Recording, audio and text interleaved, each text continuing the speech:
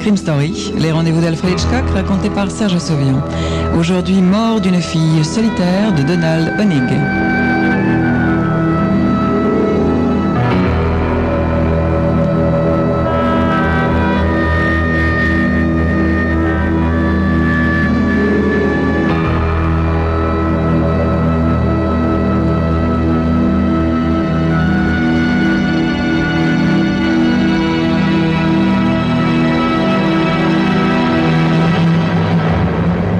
Margaret Le Goff est considérée par tous comme une fille tranquille et timide. Personne ne lui connaît d'amoureux, personne ne l'a jamais vue sortir avec un jeune homme. Les gens supposent que quelque chose en elle éloigne les garçons, car elle n'est pas dénuée de charme. Âgée d'environ 28 ans, elle est assez grande, mince, très jolie, avec des cheveux et des yeux bruns. Elle dirige un commerce assez lucratif dans la Grande Rue, une sorte de grand bazar également, papeterie et maison de la presse. Ses parents sont morts et toute sa famille se réduit à une sœur, Jacqueline, et un beau-frère, Jacques, qui habite avec elle l'appartement au-dessus du magasin. Le beau-frère, Jacques Tellier, chroniquement au chômage, traînasse souvent dans la boutique et aide à la vente. Il assure la permanence lorsque Margaret va déjeuner et il en profite pour chaparder un peu d'argent dans la caisse. Un soir, Jacques propose à Margaret de devenir son associé. Il lui demande si elle pourrait lui céder quelque part de l'affaire. « Mais où trouverais-tu l'argent, mon pauvre Jacques ?» répond Margaret, qui n'a pas beaucoup de sympathie pour son paresseux de beau-frère. « Eh bien, j'emprunterai. » À qui? Eh bien, à la banque. Mais sur quelle garantie, mon pauvre Jacques? Tu es au chômage et tu ne possèdes rien. Cette réponse réduit un moment Jacques au silence. Il s'y attendait plus ou moins. Il regarde sa belle-sœur par-dessus la table. Leur antipathie réciproque est presque palpable. Margaret le contemple calmement, d'un air froid. Dans ce cas, c'est à toi que j'emprunterai, Margaret. À moi, Jacques? Mais pourquoi pas? Comme ça, je pourrais éviter de payer à ces requins leur taux d'intérêt exorbitant.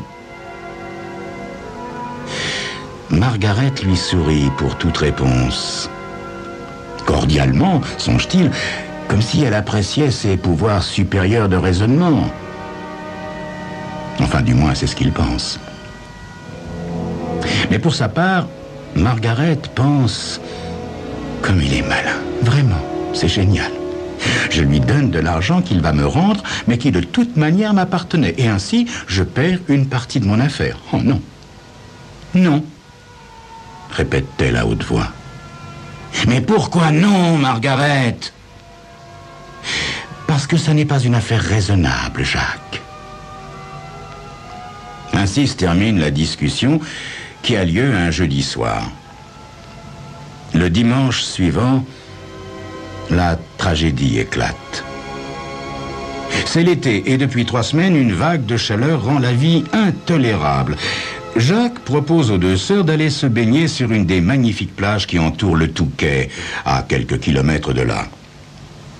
Margaret refuse, prétextant qu'elle déteste l'eau, mais Jacqueline, sa sœur, insiste. « Allons, viens, chérie, pour une fois, montre-toi un peu sociable. Ta seule sortie, c'est le cinéma le samedi soir. Allez, viens. Viens, ma grande, ça te fera du bien. » Margaret cède et ils partent. Jacques emprunte d'abord la route nationale, puis prend un chemin isolé dans lequel il arrête la voiture. Tous 3 escaladent une pente herbeuse avant de traverser les dunes pour gagner le bord de la mer. La plage est magnifique, immense et déserte. Ils s'assiedent tous 3 au soleil et bavardent en regardant les vaguelettes mourir doucement sur le sable blond. C'est alors que Jacques déclare « Ah, bon sang, qu'est-ce que j'ai soif! Oh, on aurait dû emporter quelque chose à boire !» dit Jacqueline, sa femme. « Chérie, Il y a une épicerie ouverte le dimanche à 800 mètres environ d'ici, où on peut trouver de la bière. Moi, j'avoue que je suis trop paresseux pour y aller. Jacqueline se lève en se frottant les jambes pour les débarrasser du sable et dit « Bon, ben j'y vais. Je t'accompagne. » dit Margaret. « Non, chérie, dit Jacqueline, reste étendue au soleil, ça te fera du bien, ma grande. » Plus tard, cet après-midi-là, il explique le drame au capitaine Leriche, à la gendarmerie. Sur une autre chaise, Jacqueline est assise et sanglote, le visage dans les mains. Le capitaine et le brigadier Robert Davout, installés à leur bureau, écoutent Jacques Tellier sans le quitter des yeux. « Ma femme, Jacqueline, est allée chercher de la bière, » raconte Jacques. « Moi, j'étais allongé sur le dos et j'allais m'endormir lorsque Margaret a commencé à parler. Sa voix était lointaine et songeuse. Elle a d'abord fait remarquer combien la mer était belle et brillante sous le soleil et combien elle paraissait calme. Elle a ajouté que c'était triste et qu'elle aussi était triste parce qu'elle se sentait seule. » « L'était-elle vraiment ?» demande le capitaine Leriche. « Ah ben oui, capitaine, oui, très seule. Elle sortait jamais, n'est-ce pas, sauf pour aller au cinéma le samedi soir, sans quoi elle restait à la maison. Elle n'avait pas d'amis, hein, rien, personne. »« Oui, remarque le capitaine. Je la connaissais depuis son enfance. Elle donnait l'impression d'être repliée sur elle-même. » Continuez, monsieur Tellier, je vous en prie, continuez. Alors elle a commencé à parler d'une drôle de manière, poursuit Jacques Tellier. Puisqu'elle était seule, qu'elle a dit, et que la mer était calme et mystérieuse, peut-être qu'il se passerait quelque chose de magnifique si elle y entrait. Qu'avez-vous répondu à cela, monsieur Tellier ? Questionne le capitaine Leriche. Rien, capitaine, à franchement parler, moi j'essayais de m'endormir et je faisais pas très attention. Vous ne vous êtes pas inquiété de ces paroles pour le moins étranges, monsieur Tellier? Ben non, capitaine, pas vraiment. Margaret était une fille très bizarre, très réservée, n'est-ce pas? Elle disait des choses étranges, par exemple, qu'elle comprenait pas pourquoi elle tombait jamais amoureuse de personne. Vous savez, elle était d'une timidité morbide, comme on dit. Avait-elle déjà parlé de cette façon, monsieur Tellier? Ah oui, souvent, capitaine, oui. Il lui arrivait d'être très mélancolique, voyez, parfois même d'être en proie à des crises de dépression. Alors, elle continuait de parler sans arrêt. Moi, j'ai compris que j'arriverais pas à dormir, alors j'ai décidé d'aller chercher l'ouvre-bouteille qui était dans la voiture. Je lui ai dit que je revenais tout de suite, et puis je l'ai quitté. Ah. Et où était garée votre voiture, monsieur Tellier? Demande le capitaine Leriche. Dans le renfoncement qui se trouve juste au bord de la route, capitaine. J'ai dû traverser les dunes, puis escalader la pente du talus. De la voiture, on voyait mal la plage, voyez. Combien de temps vous êtes-vous absenté, monsieur Tellier? Ben, capitaine, juste le temps de l'aller-retour. 2 ou 3 minutes.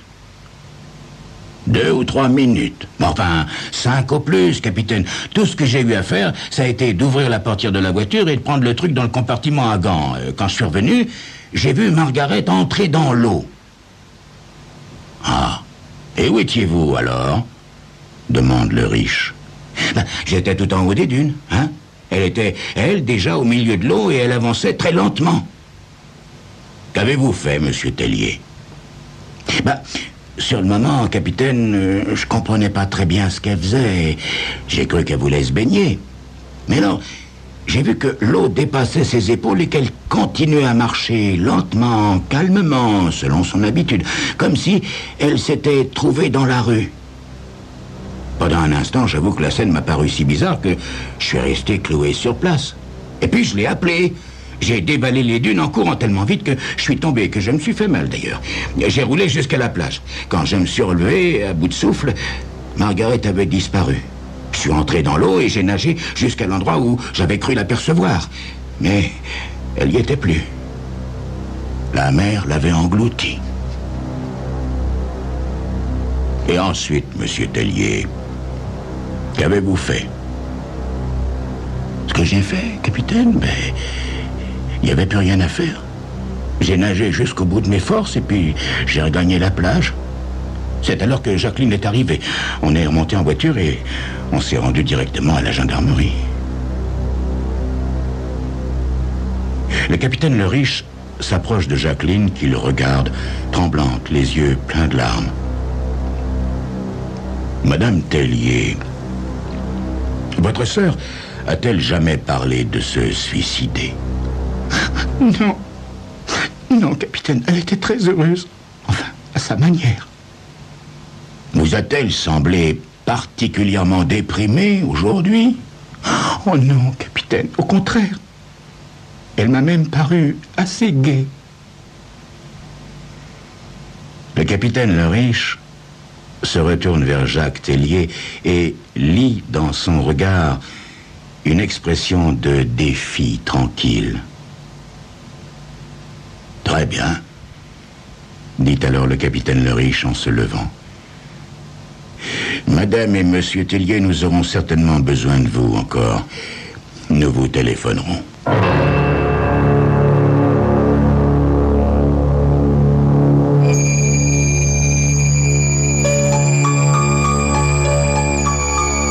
Le capitaine de gendarmerie Le Riche et le brigadier Robert Davout ne semblent pas trouver Jacques Tellier bien convaincant. Quelle suite ces deux gendarmes donneront-ils à son témoignage? C'est ce que vous saurez dans quelques instants.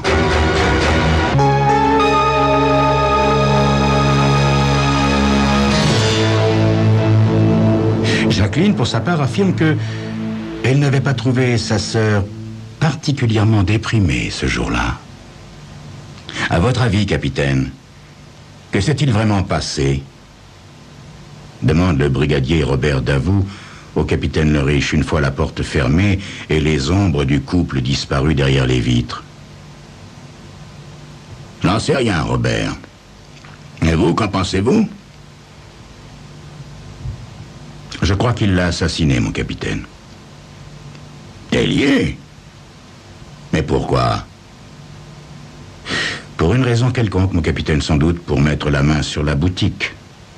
Elle leur appartient à présent. Margaret n'avait pas d'autre famille. Le capitaine Le Riche hausse les épaules. Nous ferons une enquête, mon petit Robert, bien entendu, mais je connaissais cette jeune fille, Margaret. Elle vivait en solitaire, elle était d'une timidité maladive. Ce que le beau-frère nous a raconté me paraît vraisemblable. Mon capitaine, sait-on jamais ce que sont vraiment les gens au fond d'eux-mêmes? Vous avez l'air de le savoir, mon petit Robert. Vous semblez convaincu que Tellier est un assassin. Pas encore, mon capitaine. Pas encore. Il est tard ce soir-là lorsque le capitaine Le Riche quitte la gendarmerie pour rentrer chez lui. Le brigadier Robert Davout est encore à son bureau, affalé sur sa chaise, le col défait, les mains dans les poches, les yeux fixés dans le vide. « Eh bien, Robert, qu'avez-vous » demande le capitaine. « Je songe à Margaret Le Goff, mon capitaine. J'essaie d'assembler les morceaux du puzzle. A-t-on retrouvé le corps? Non. Pas encore. On a dragué la baie jusqu'à la tombée de la nuit. Les recherches reprendront demain matin. Jacques Tellier et sa femme vont reprendre la boutique, mon capitaine. C'est un coup de veine pour Tellier, vous ne trouvez pas? Devenir le patron d'une affaire pareille? Ah, vous croyez vraiment qu'il l'a tué, n'est-ce pas, Robert? Oui, mon capitaine. Je ne crois pas que Margaret ait marché dans l'eau jusqu'à ce que mort s'en suive. Avez-vous une idée, Robert? Aucune pour le moment, mon capitaine. Mais je vais tâcher de trouver. Rentré chez lui, Robert Davout ne se couche pas. Il sait qu'il ne dormira pas cette nuit. L'image de Margaret Le Goff s'éloignant dans l'eau lui brûle le cerveau. Il la voit marcher lentement au milieu des vagues et disparaître parce qu'elle se sent triste et seule, a dit Jacques Tellier. Cette vision le hante, le bouleverse. Il n'y croit pas.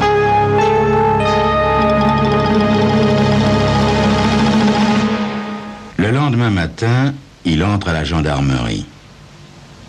En voyant son visage tiré, le capitaine Le Riche vient à sa rencontre. « Et qu'est-ce qui ne va pas, mon petit Robert? On dirait que vous n'avez pas dormi de la nuit. » « Non, je n'ai pas dormi, mon capitaine. Je suis retourné sur la plage. Je suis resté là-bas jusqu'à l'aube. »« Et qu'avez-vous découvert ?» demande Le Riche, ni surpris, ni réprobateur, seulement intéressé. « Rien cette nuit, mon capitaine, mais en revanche, ce matin, j'ai fait une petite expérience. J'ai pataugé dans la mer. Tellier nous a dit que 4 minutes au plus s'étaient écoulées entre le moment où il avait quitté mademoiselle Le Goff et le moment où il l'a revue alors qu'elle avait déjà de l'eau jusqu'aux épaules. D'après lui, elle marchait très lentement. Eh bien, le prétendu suicide a eu lieu à 10 heures alors que la marée était basse. De toute façon, la baie n'est profonde que si on va loin. À 10 heures ce matin, j'ai mis un slip de bain et je suis entré dans l'eau en marchant très lentement. Vous connaissez la baie, mon capitaine? Non, pas très bien, je l'avoue. J'ai chronométré. Il m'a fallu exactement 7 minutes avant que l'eau ne m'arrive à la poitrine, ce qui correspond à peu près à la hauteur des épaules de mademoiselle Le Goff. Il aurait fallu au moins 2 autres minutes avant que la malheureuse perde pied complètement. Robert, Tellier a pu se tromper sur le nombre de minutes, dit le capitaine Le Riche. Non, mon capitaine, non, il a été formel sur ce point. Après tout, il a simplement remonté la dune pour regagner sa voiture. Je l'ai fait aussi, plusieurs fois. À l'en croire, quand il est arrivé en haut de la dune, d'où il a pu voir mademoiselle Le Goff, 3 ou 4, 5, tout au plus, minutes seulement s'étaient écoulées. Moi, j'ai compté exactement 3 minutes, ce qui fait une différence de 4 à 5 minutes. Tellier affirme qu'elle marchait très lentement. Il a même insisté là-dessus, sans doute pour rendre la chose plus dramatique. Et ces quelques minutes de différence prouvent qu'il ment, mon capitaine. Oui, Robert, c'est là un point intéressant, dit Le Riche. Mais ça ne suffit pas pour le faire condamner. Je m'en rends bien compte, mon capitaine. Robert, vous croyez qu'il l'a noyé? Non, mon capitaine, non. Je ne crois pas qu'il en aurait eu le temps. Il aurait fallu pour cela qu'il la persuade d'aller se baigner, et d'après sa sœur, Margaret n'aimait pas l'eau. De toute façon, ça lui aurait pris trop de temps, et c'était plutôt risqué. Non, à mon avis, il l'a tué sur la plage et il a caché le cadavre. En ce cas, il doit se faire de la bile en ce moment, car une plage n'est pas l'endroit rêvé pour enterrer un cadavre. Tellier va être obligé de retourner là-bas et de mettre le corps en lieu sûr. Peut-être le jeter à l'eau. Le soir même, le capitaine Le Riche et le brigadier Davout se rendent chez Jacques Tellier. Jacqueline, sa femme, leur dit que son mari est absent. Elle ignore où il se trouve. « Moi, je m'en doute », répond sèchement le brigadier Davout. Les 2 hommes repartent, se rendent en voiture jusqu'à la plage. Davout s'arrête à une centaine de mètres du renfoncement décrit par Tellier et dans lequel il repère la voiture de ce dernier. Il fait déjà nuit. Dans l'obscurité, il traverse le passage herbeux pour gagner le haut de la dune. Un vent froid souffle avec force de la baie. En bas, la mer bat le rivage avec un sombre acharnement. Le Riche et Davout se mettent à descendre la dune. À mi-chemin, ils voient quelqu'un bouger dans les ténèbres. Le capitaine Le Riche pose la main sur le bras du brigadier Robert Davout et lui désigne la forme silencieuse. La silhouette s'active en bas d'une autre dune. On entend distinctement le bruit d'une pelle qui creuse le sable. Puis, l'ombre cesse de creuser, s'accroupit et se met à gratter le sable avec ses mains. Silencieusement, le riche et Davout se dirigent vers cette ombre laborieuse. Le sable coule sous leurs semelles. Le capitaine a sa torche électrique à la main. Il pose le pouce sur le commutateur, prêt à donner de la lumière. L'homme qui creuse ne les aperçoit que lorsqu'ils arrivent juste au-dessus de lui. Jacques Tellier, surpris, fait un bond et tente de saisir sa pelle, mais Davout lui saute dessus au moment même où le riche allume sa torche.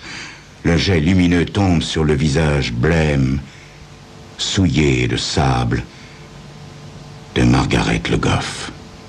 Tellier et Davout luttent un moment, puis Tellier réussit à s'enfuir. Il court vers la mer, les gendarmes à ses trousses. Ils entrent dans la mer et Davout empoigne Tellier. Ils roulent dans l'eau peu profonde et la bagarre continue, faisant jaillir autour d'eux des gerbes d'eau salée.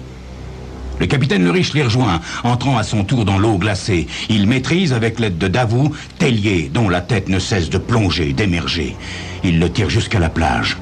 Tellier est épuisé, il suffoque, il s'écroule à bout de force et laisse Davout lui passer les menottes. Puis le brigadier l'oblige à se relever. « Bon, ça va, dit Tellier d'un ton hargneux. « Qu'aviez-vous l'intention de faire, monsieur Tellier ?» questionne le capitaine Le Riche.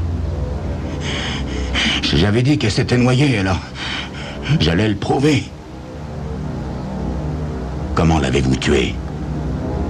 questionne le brigadier Davout. « Retirez-moi ces menottes et je vous le montrerai. » Plus tard, Jacques Tellier, ayant signé ses aveux, une fois enfermé dans sa cellule, les deux gendarmes quittent ensemble la gendarmerie. « Je vous félicite, Robert, » dit le capitaine Le Riche. Mais le brigadier Robert Davout ne semble ni joyeux ni satisfait. « Vous l'avez soupçonné tout de suite, n'est-ce pas ?» reprend Le Riche. Davout incline la tête. « J'avais de bonnes raisons pour cela, mon capitaine. De très bonnes raisons. Tellier a menti dès le début. Il affirmait que Margaret se sentait seule et que sa solitude la déprimait.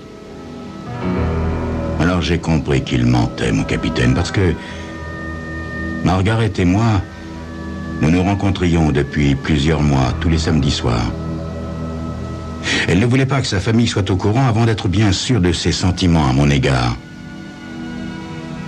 La semaine dernière, Margaret avait pris une décision importante qui semblait la rendre très heureuse.